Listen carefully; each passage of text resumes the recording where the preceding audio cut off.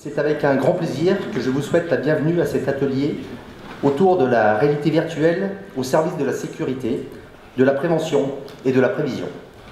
L'objectif est de vous permettre de mieux comprendre pourquoi le BIM est quelque chose de révolutionnaire et en quoi cette méthodologie est susceptible de servir ou d'impacter les sapeurs-pompiers. Pour terminer, je tiens à remercier ici à la fois les chefs d'entreprise, les représentants du SDIS pour leur investissement sans faille depuis plusieurs mois dans ce projet. La modélisation informatique d'un bâtiment, c'est-à-dire rentrer, modéliser en 3 dimensions un projet architectural. Le principe du BIM, c'est mettre la maquette numérique, le modèle numérique au centre des échanges. Ça devient une véritable plateforme collaborative et donc tout le monde va alimenter, tout le monde va travailler à partir non pas d'un modèle unique, mais d'un assemblage de différents modèles. C'est une méthode de travail et on met à disposition un outil 3D auquel tout le monde est capable d'accéder. Différents niveaux dans le BIM. Le niveau 1, c'est la 3D pure et dure.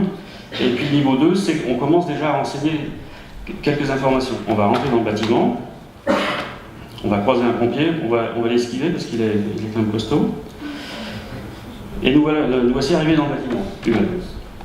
Donc on peut le visiter de façon complètement manuelle, puisque là je travaille avec ma tablette. Tous, alors pour démarrer cette table ronde, au vu des premières présentations, lieutenant Sylvain Bresson, pouvez nous rappeler en quelques mots le rôle du SDIS dans l'instruction des dossiers et nous dire comment se passent les procédures et quel est l'impact du BIM sur vos modes de fonctionnement. Vous avez donc au niveau du service départemental déposé pour le côté, donc l'étude du côté sécurité du dossier. Pareil, j'ai fait une visite dans des gaines de désenfumage, ce qui m'arrive rarement. Donc le fait de se baisser pour rentrer dans la gaine de désenfumage, regarder et voir les choses en direct, c'était relativement impressionnant. Et voilà, je pense que c'est une belle plus-value pour les futurs projets. Il y a 3 ans, on ne savait pas ce que c'était le BIM. Donc moi je voulais vraiment démystifier le BIM. Ça paraît comme ça un peu fou de se dire on se promène dans des gaines de ventilation, il faut être geek, pas du tout. Moi ma société n'y connaissait rien il y a 3 ans et petit à petit on a formé les gens. J'allais dire qu'on n'a pas le choix en fait. C'est-à-dire que demain, la majorité des bâtiments en France seront conçus via le BIM. Pas uniquement pour la conception et la construction, mais également pour, comme vous l'avez dit Pierre Barillot en introduction, pour la gestion du bâtiment dans sa vie jusqu'à l'extinction de ce bâtiment. En l'occurrence, là, je bascule sur l'outil, la maquette 3D enrichie. Comme l'a dit le lieutenant Bresson, ça nous permet, en phase de conception, de visiter l'ouvrage parallèlement à l'analyse des plans. La maquette 3D elle existe depuis une trentaine d'années à peu près. Et aujourd'hui, qu'est-ce qui se passe? On se tourne vers un travail réellement collaboratif entre tous les acteurs de l'acte de construire, notamment les bureaux d'études, nos clients, bien entendu, dans le monde. Et puis aujourd'hui, il existe, ça c'est très important, il existe évidemment des plateformes collaboratives, et il y en a une qui a été lancée par l'État, c'est la plateforme Croquis. L'objectif, c'est la voyant, c'est 2022. C'est en 2022, les architectes, les bureaux d'études, le monde de la construction se soient mis au BIM avec des outils simples à utiliser. Heureusement ou malheureusement, il faudra toujours des interventions des sapeurs-pompiers. Donc dans le volet opérationnel, qu'est-ce que le BIM peut changer?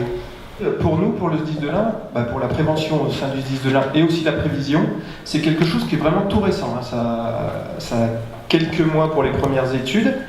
Si on part sur une intervention, on peut imaginer par exemple qu'à l'entrée du bâtiment avec un système de code 3D ou peu importe le référencement, on peut avoir rapidement accès à notre plateforme interne au SDIS et avoir accès au plan 3D pour préparer nos reconnaissances, pour préparer nos choix tactiques. Ça peut être aussi un outil de formation. Un outil de formation par exemple pour la prévention appliquée à l'opération, puisqu'on peut avoir accès à des bâtiments, donc on peut aussi faire une virtualisation. Pour la première fois de ma vie, je suis capable d'emmener nos clients dans notre imaginaire. Vous avez la possibilité de prendre le modèle comme une maquette, de vous promener avec, de rentrer à l'intérieur de la maquette, de regarder ce que vous voulez. Vous avez la possibilité de pénétrer à l'intérieur du bâtiment Donc la même chose, le petit personnage, et vous vous déplacez à l'intérieur. Vous avez la totalité de la vue qui existe. Vous pouvez arriver à l'intérieur de l'aréna.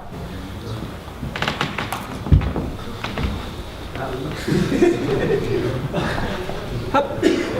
Voilà. Bien, je vous remercie toutes et tous d'être présents et d'avoir répondu à cet appel un peu particulier dans un congrès de sapeurs-pompiers, mais je suis particulièrement heureux qu'on ait pu arriver au bout de ce travail. Donc l'objectif, c'était de vous sensibiliser, et je vois que ça a bien réagi, donc c'est complètement atteint, donc tant mieux.